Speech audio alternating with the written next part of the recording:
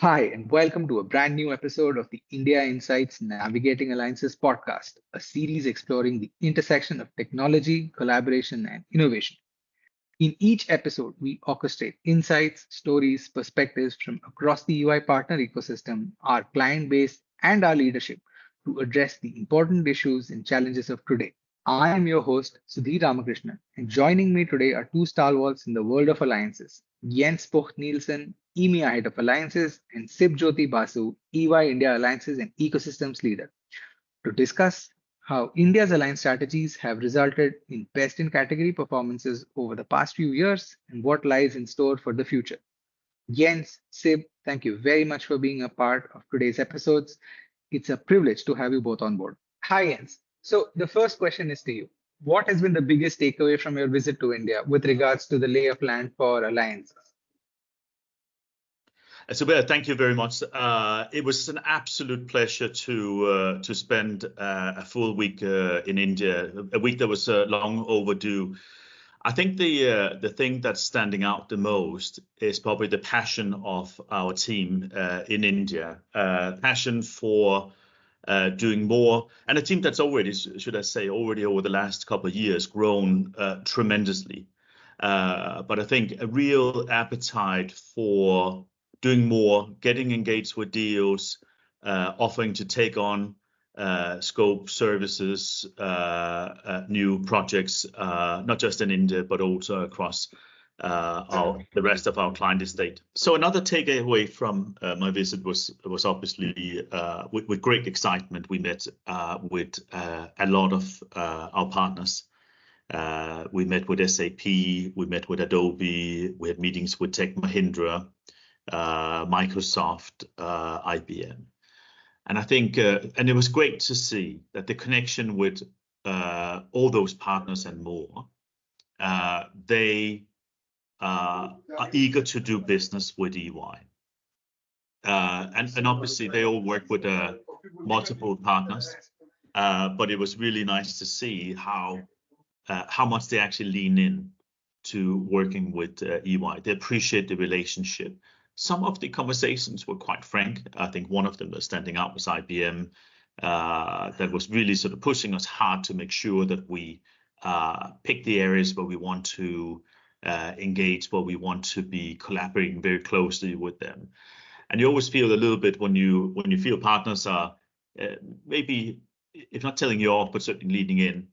But it's because they care, because they want to drive business. It's much better to have these these meetings than people to just meet for a coffee. So I was really taken back with the level of interaction, the depth of the conversation, how much the partners were pushing to do more with us.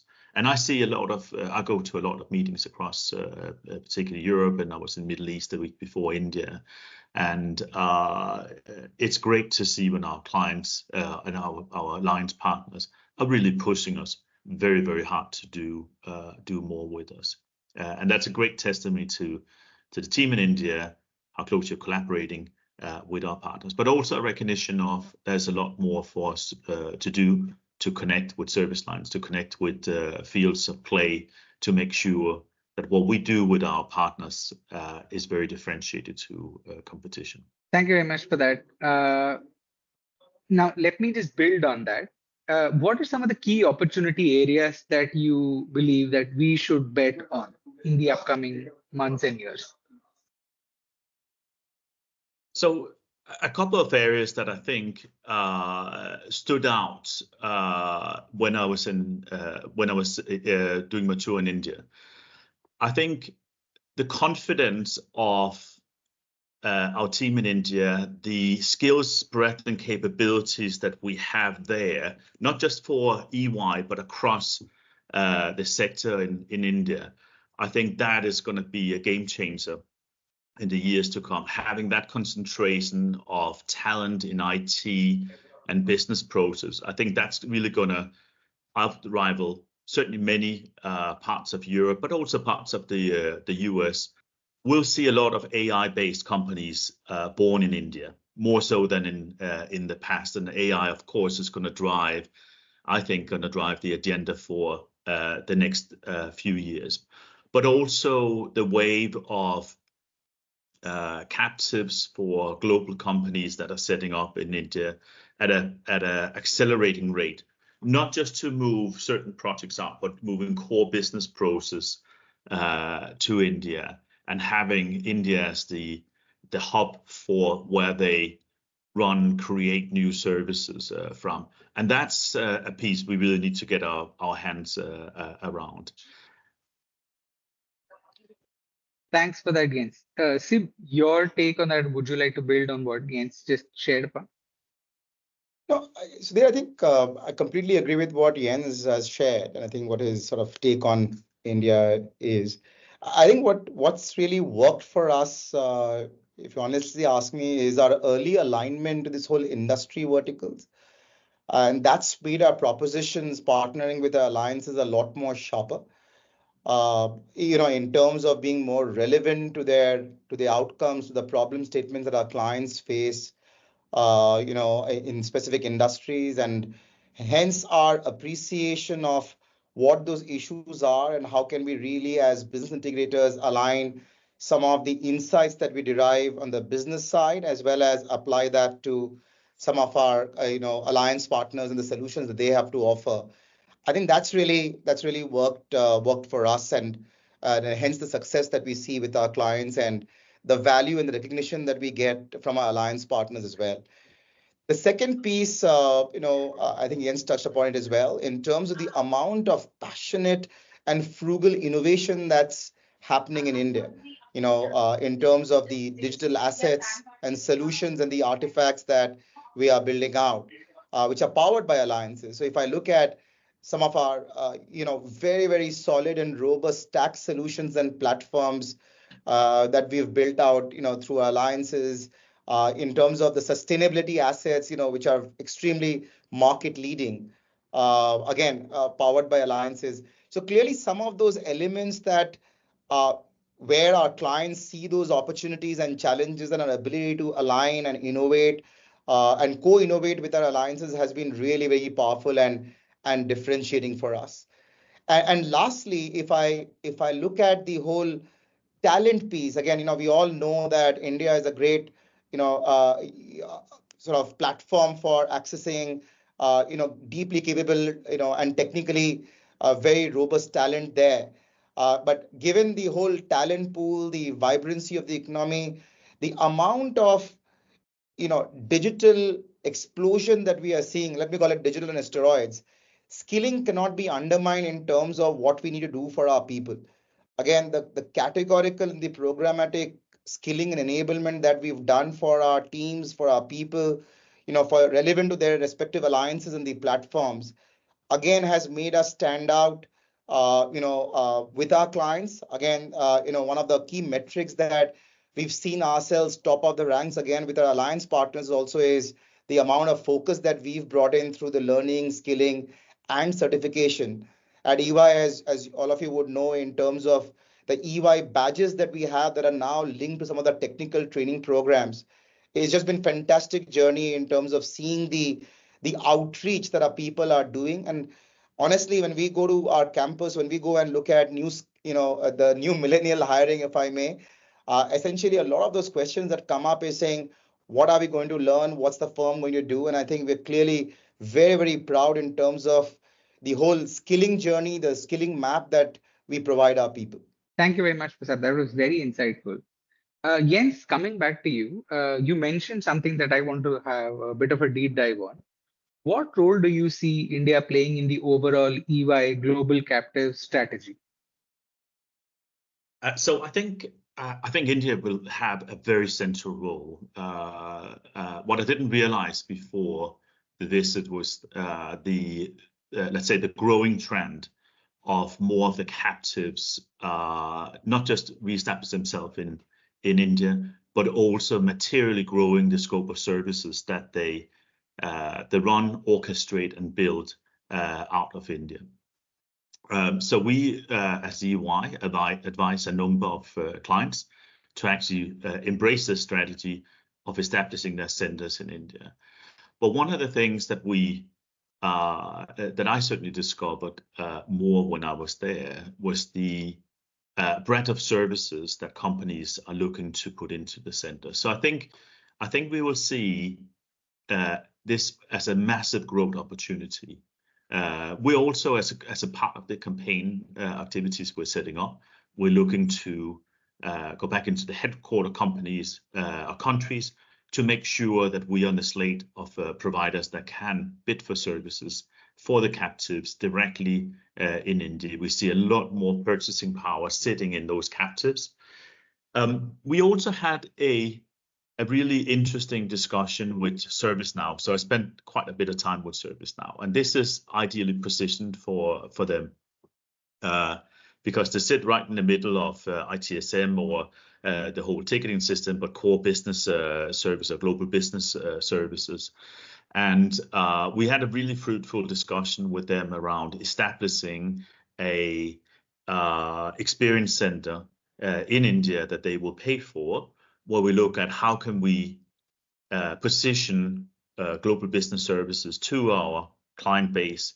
How can we use ServiceNow as the core in those captives to help connect with not just the headquarter countries, but multiple countries for those organizations around the globe? And how can we use that as a springboard to build out more services, not just in core IT, but around risk, human capital management, cyber, you name it, quite a few opportunities. So I'm quite excited about that. We can accelerate this business quite rapidly. And as EY, we're very well positioned to help our clients with this here, more so than most of our traditional competitors. Just think about what we can do around supporting around tax and finance, and as I mentioned, risk or human capital management or people consulting.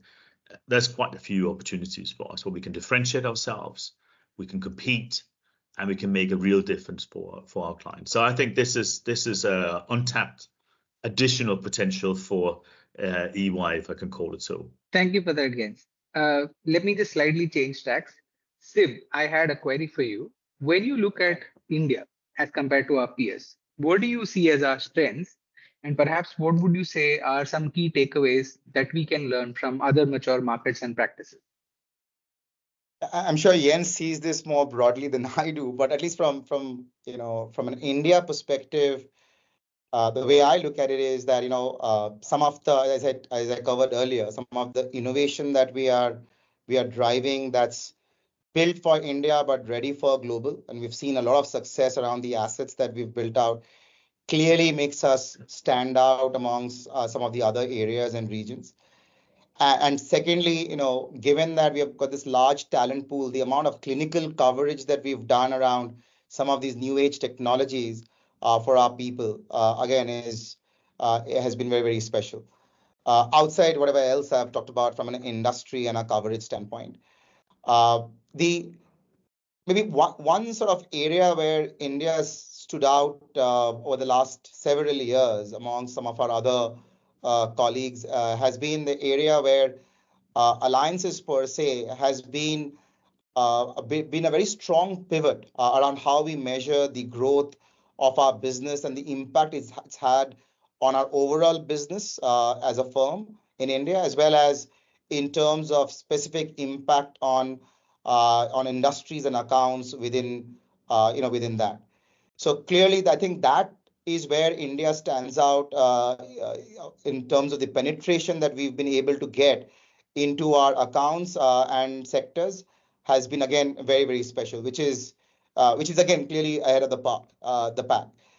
An area where we are again witnessing pretty much across the globe a significant trend that as our clients' own industries are becoming, or at least industry boundaries are becoming more fungible, that it's no longer one industry, but a large telecom corporation essentially also is going into financial services, as we are witnessing in the country as well as globally. It's increasingly requiring us as consultants to them to also converge our own technology partnerships to offer the best transformative solutions for our clients. So it's no longer going to be one product company or one technology partnership that we have, but it's essentially going to be a convergence of more than one, at least, in terms of how we are able to bring in the best of breed solutions to address the transformative outcomes that our clients are trying to achieve. So it's going to be on a product on cloud or through some other hyperscaler. It's going to be some data platform that is being leveraged, some very, very agile e-commerce platform that needs to be stood out in next 90 days. I think if we have those kind of client expectations, we will need to bring in the larger ecosystem partnerships for alliances as well, and the larger extended organization to be able to deliver value to our clients and make ourselves relevant. So that's an area where I think we are seeing a clear drift in the marketplace globally as well as in India, and something that we are picking up as we see this, and being more strategic about it as well. I don't know, Jens, if you see this something similar. Absolutely. I just wanted to add on to this here. I think we have to recognize the concentration of skills, competencies, and insight that we have in our locations in India. And if you compare it with, I hope I'm not offending anyone out there, but if you go to, let's say, Gothenburg in Sweden, and again something close to my heart around ServiceNow, we have a very small team around ServiceNow there. We might be mature there in the sense of how we connect with our clients. But when we look at building solutions, when we build at the skills base that we have to go into deep implementations for our clients, we really need that concentration of skills that can go and build out for our clients. And that's where the strength of the centers that we have in India really come into play. And we should continue to push for further integration, further collaboration. We should push for that all teams out there need to embrace and accelerate what we are doing jointly with our teams across India. I think that would be a real strength for us. The deeper and more complex our programs become, the more we need that industrial strength of access to skills and competencies. And as I said a little bit earlier, I think the world has underestimated a little bit the sort of I was about to call the sleeping giant that we have in India. And I do, as I said, when we look at sort of the next decade ahead, I think we'll see with that strength there will be more large-scale international IT companies, new software companies that's born directly in India, not just to provide outsourcing services and other system integration service, but actually born into driving front-end technology development, software, etc. That's going to be super exciting, and we need to embrace that as well. Thank you very much for that, Jens. Now, I'll just move on to a slightly lighter note of that very enriching conversation.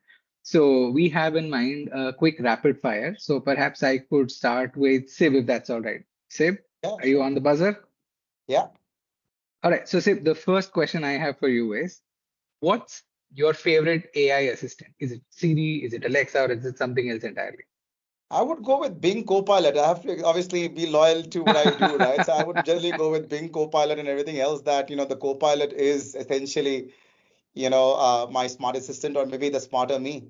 What's the app that you waste the most time on your phone? And LinkedIn doesn't count. In recent times, maybe a bit of Instagram, given there was a very lavish wedding that was doing the rounds in India. But yeah, I think my preferred professional sort of social media, if you like, is LinkedIn, and then a bit on the financial app side, which is Money Control. Thank you very much, Sib. So now I head over to Jens once again for the second part of the rapid fire round. So here you go. Jens, you had a trip to 3 cities in India. Which city do you want to look forward to visiting the most, and when? Oh, wow. This one here, that's a tough one. I don't think I can answer that in one question. So when I arrived, the immigration officer reminded me that I had been to India 22 times. And that has predominantly been in Mumbai and in Bangalore. I was very impressed with the development of infrastructure in both the cities. The Bangalore new airport was just outstanding. I'd never been to New Delhi before, and I arrived at 8 o'clock in the morning, and I left about 1 a.m. So I probably controversially have to say New Delhi, but that's more because I'm curious. I actually didn't see anything of Delhi. I literally saw the airport, the office, a restaurant, and then the airport again. So apologies to offending anyone out there, but that's out of curiosity because I've been to the other cities probably more than 10 times each. If given a choice, would you like to go back in history or move forward in time? Oh, that's a really good question. I love history. Absolutely love. I'm curious about the future, but I love history, and I would probably go back in time. There's plenty of periods in history that I would love to witness firsthand. So probably back in time. Thank you very much, Jens. That was an intensely insightful conversation. There are a lot of points that we can look back upon. Any last thoughts on your visit to India? Yeah, so just a big thank you for all the arrangements, all the hospitality, the great conversations, the town hall meetings. I met a lot of people during the 5 days there, and it was both an eye opener, and also see a lot of opportunities coming out of this visit here. And I'm really looking forward to the next one. I had a great time. As the immigration officer reminded me, I hadn't been to India for at least 5 years. So I'll definitely plan for my next return. But again, thank you for the hospitality. Thank you for the friendliness. Looking forward to my next visit, and as always, just reach out if there's anything. Ping me on Teams or LinkedIn or others to connect. It's great to be connected with the team there. So a real memorable experience. Once again, thank you very much for joining us, Jens and Sib, and sharing all your expertise, all your insights today. It has been an absolute privilege having both of you on the show. And on that note, thank you to all our listeners for joining us one more time in the India Insights Navigating Alliances series. Stay tuned for more episodes where we unravel key insights of the EY partner ecosystem. Until then, if you would like for us to cover any specific topics for discussion, please feel free to share with us on our website or email it to us at markets.eyindia@in.ey.com. Thanks for tuning in and goodbye.